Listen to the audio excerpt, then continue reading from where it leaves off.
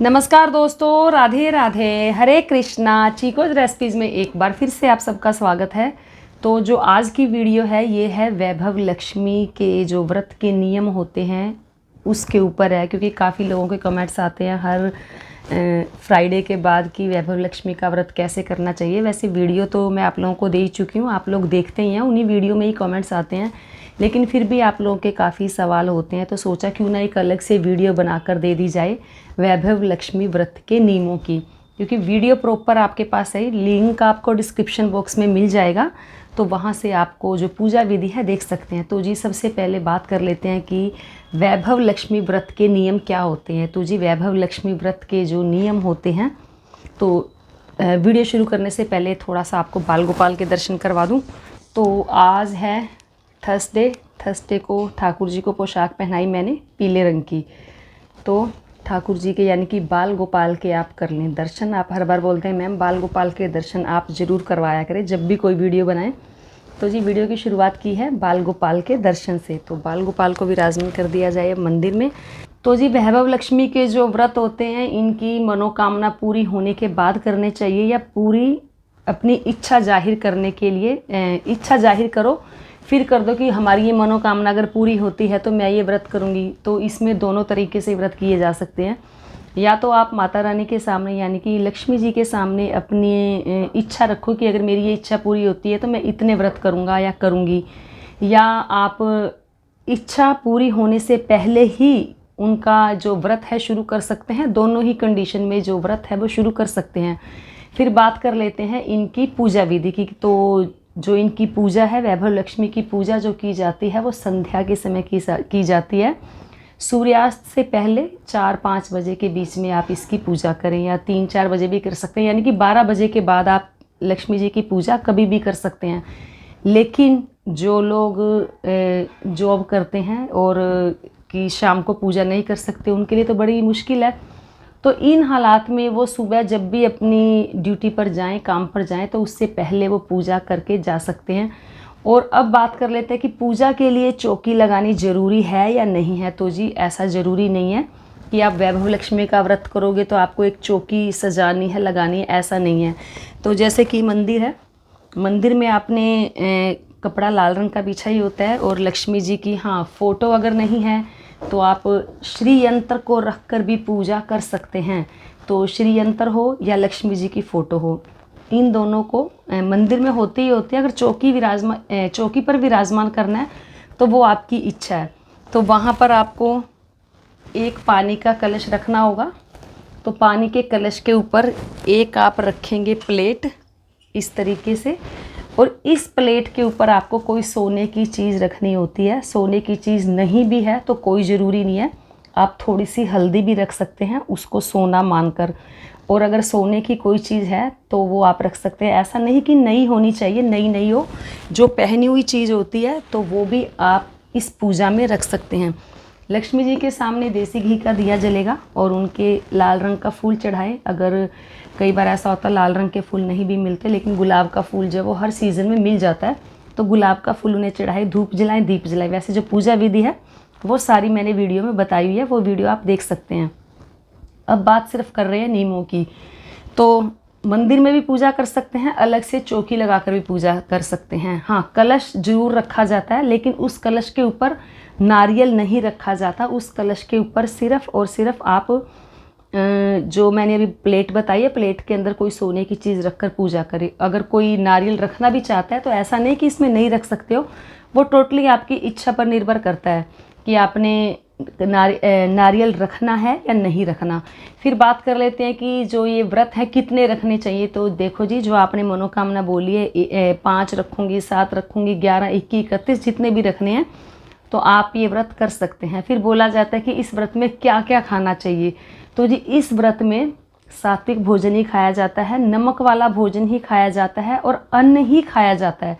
तो इस व्रत में आप सात्विक भोजन यानी कि बिना प्याज लहसुन का खाना खा सकते हैं और अन्न खा सकते हैं। और दिन के समय जैसे संध्या के समय इसकी जो पूजा होती है तो दिन में आप दूध और फल ले सकते हैं।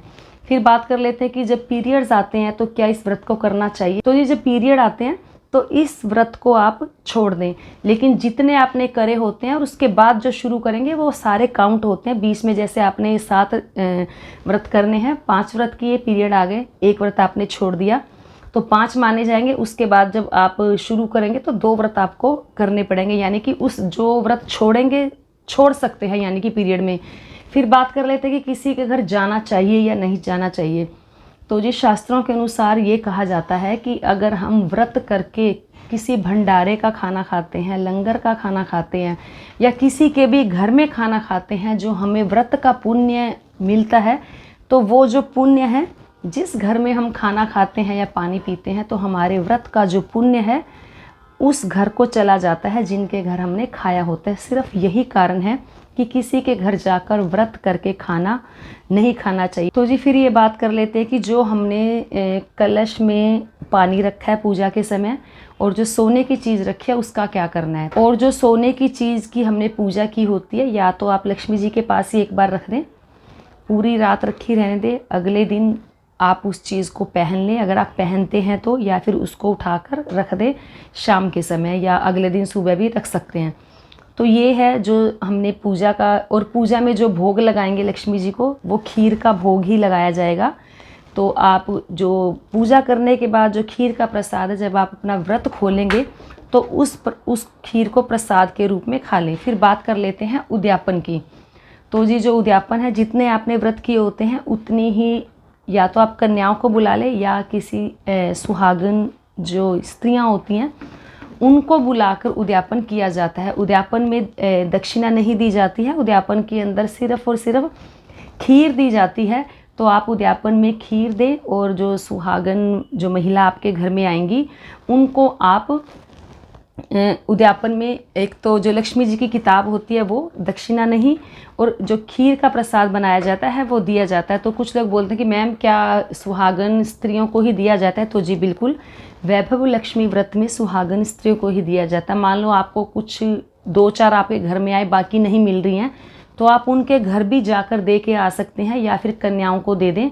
तो इस तरीके से आप जो अपना व्रत का उद्यापन कर सकते हैं। लेकिन कुछ लोग ऐसी जगह रहते हैं वो कहते हैं कि हमें कन्याएं नहीं मिलती है या हमें इतनी जो औरतें हैं उद्यापन के लिए नहीं मिलेंगी। तो जितनी आपको मिलती हैं उतनी आप अपने उद्यापन कर लें।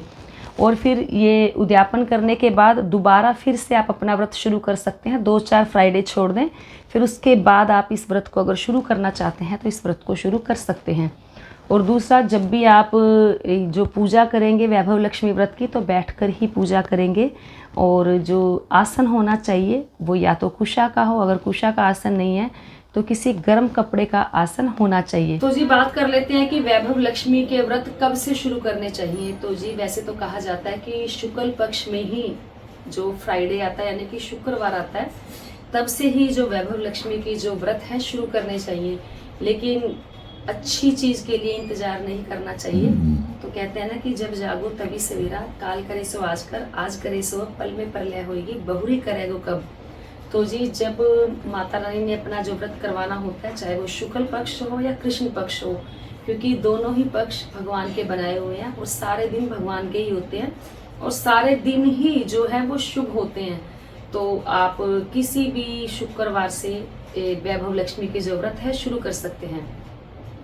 फिर बात कर लेते हैं कि जब वैभव लक्ष्मी का व्रत करेंगे तो उस दिन आप गुलाबी या लाल रंग के कपड़े पहने या लाल रंग की चुन्नी लेकर बैठे जब पूजा करें, या गुलाबी रंग की चुन्नी लेकर बैठे जिस दिन आपका वैभव लक्ष्मी का व्रत हो। तो जी ये थे आज की जो वीडियो की वैभव लक्ष्मी व्रत में क्या नियम होने चाहिए। तो वैभव लक्ष्मी व्रत को अगर कोई पुरुष करना चाहता है तो वो भी इस व्रत को कर सकता है, क्योंकि जो लक्ष्मी माता है वो तो सभी के लिए समान है और मनोकामना सभी की होती है और सभी को अपनी इच्छा पूरी करने का पूरा हक है। तो अपनी इच्छा रखकर वो भी अपना जो व्रत है कर सकते हैं। तो उम्मीद करती हूँ आपको मेरी आज की ये वीडियो ज़रूर पसंद आई होगी। तो वीडियो को लाइक करें, शेयर करें, चैनल को सब्सक्राइब करना बिल्कुल ना भूलें। हमेशा की तरह अपने सुझाव देते रहें। आज के लिए इतना ही, फिर मिलते हैं। धन्यवाद। हरे कृष्ण।